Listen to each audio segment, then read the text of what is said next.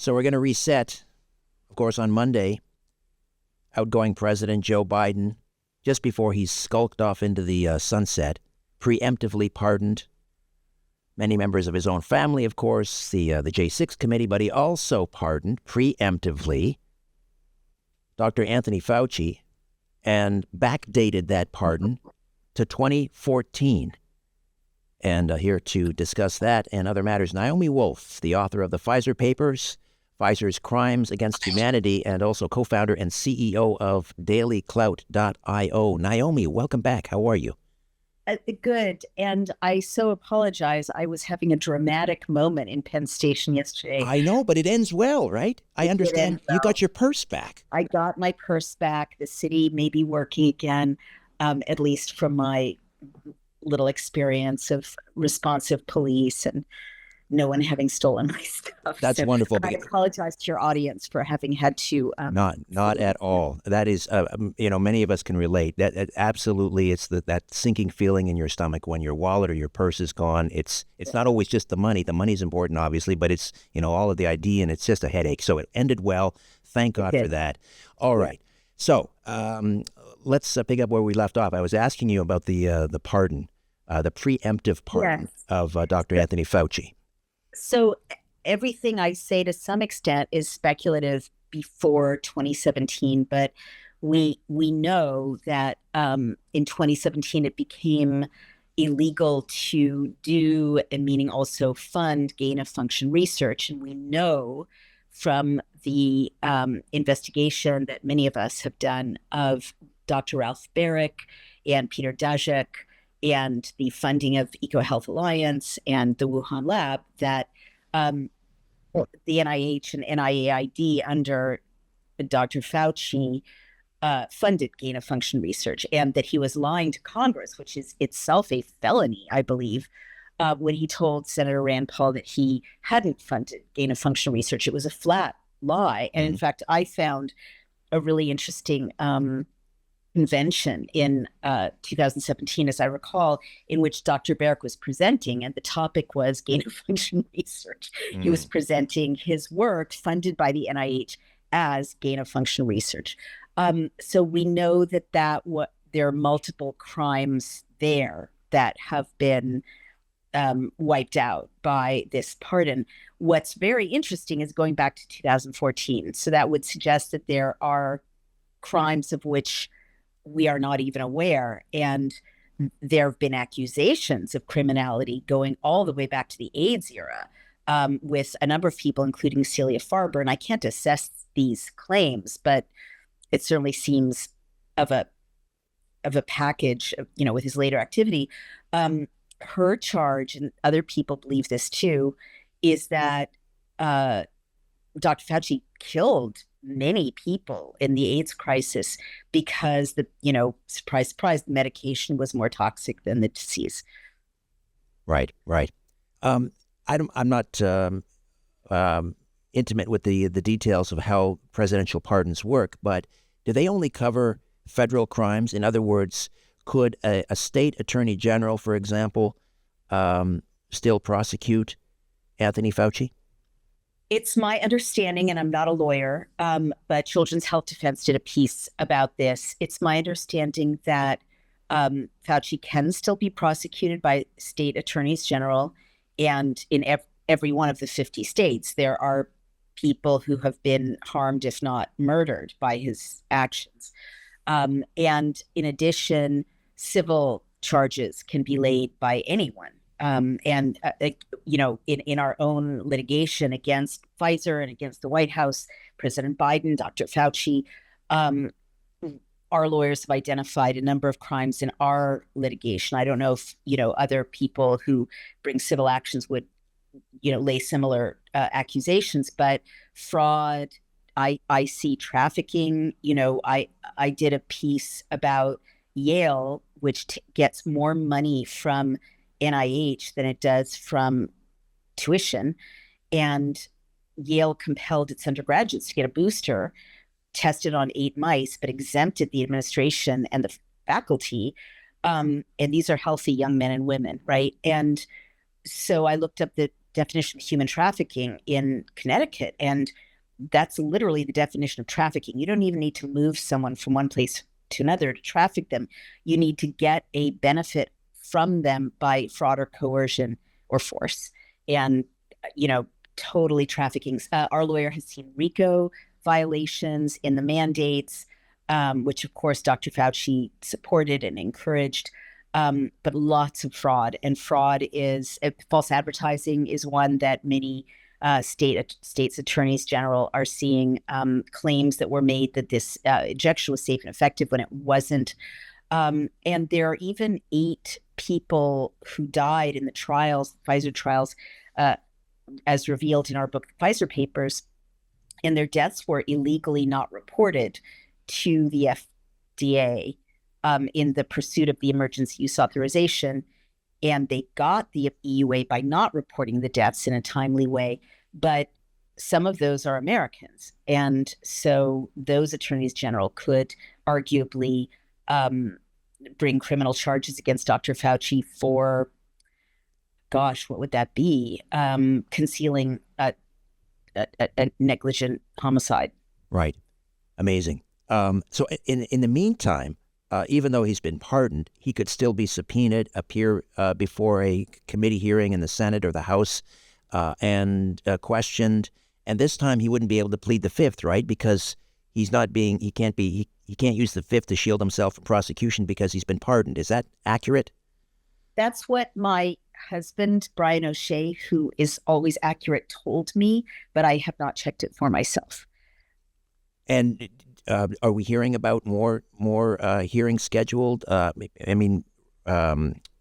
Rand Paul has done such an amazing job in holding Fauci's feet to the fire. Are we to expect more of the same? No, I'm sorry, but I worked so hard. I threw away all the things that made up my life in order to do what I could to bring Maha over to MAGA and help elect this president. And, my heart is breaking because RFK Jr., his chief of staff is now the deputy chief of staff. And there's a MAGA, there are guardrails around him, quote unquote, according to leaks to the Wall Street Journal.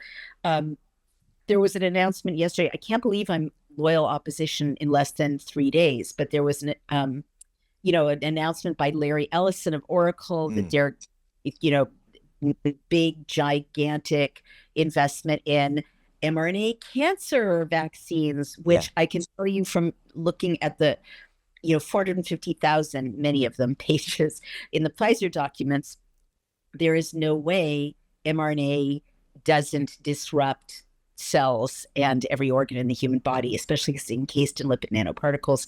It is carcinogenic. Why would we think that that's a good idea? And instead of pulling mRNA technology off the market and saying this is too dangerous to be used in human beings, which scientists around the world now are calling for, our newly elected president just, unveiled this monstrosity. So these are AI-driven cancer vaccines. So our worst nightmares, artificial intelligence married with mRNA technology to combat cancer. That's the idea here we're talking about. I mean, the idea is that's the idea, but I will tell you, I personally decided not to get an mRNA injection because I'm a tech CEO. And I looked into what is this platform. And I was very struck by Moderna using the language of software to describe it, that, it's a platform and you can have upgrades and updates. Those are metaphors, but they also suggest, which I knew before anyone else realized it, that there would be multiple iterations of this injection, because that's the model, that's the business model. But what I saw was that the biotech industry literature was much more enthusiastic about the mRNA technology than the medical literature was, and that there was nothing showing that it was medically safe, but that investors in biotech were falling all over themselves in language that sounded like a bubble. And so that was the red flag to me. So that's not gone away. They've been working on this mRNA platform in biotech investors for years, and they just want to get their money back. It's that simple. And you're saying that you've been basically cut off from communicating with RFK Jr. and he's been being muzzled in all of this? He's not speaking out, or he's on side with this? Oh, I didn't say that I've been cut off from communicating with him. I just thought it meant it was difficult to get to him at this point. I mean, I don't have that relationship with him. I consider him, I think of him warmly as an acquaintance. I really like him. We've had great talks. We've been in the same place a number of times, but I don't speak to him regularly, and as far as I know, like every time I've ever texted him, I've gotten through. He's very accessible, but that's not what I was saying. I would right now I'm not reaching out to him because I think it's a conflict of interest. But also he just needs to be confirmed, and I respect that. It's a very delicate process. But having said that, his chosen chief of staff, Stephanie Spear, who's from the CHD world, who's very critical of vaccines, and Aaron Siri, the lawyer whose incredible work released the Pfizer documents in the first place, they were advising on the transition and in charge of a lot of things going on with the transition. And there was a Wall Street Journal article that seemed to be leaked from the MAGA side, basically saying that Trump's chief of staff was putting a chief of staff loyal to Trump in place at NIH to put, quote, guardrails around RFK Jr., and that Stephanie Spear and Aaron Siri had been, quote, sidelined. And I don't know what role Aaron Siri has at this point, but it wasn't good that, I'm a former political consultant. It's not good when there's leaking to the Wall Street Journal about how great it is that a pick that made it possible for Trump to get elected in the first place has been disempowered. And that was the message, And then there's the meeting with Bill Gates. What the heck? Mm-hmm. Meet with him to arrest him and put handcuffs on him.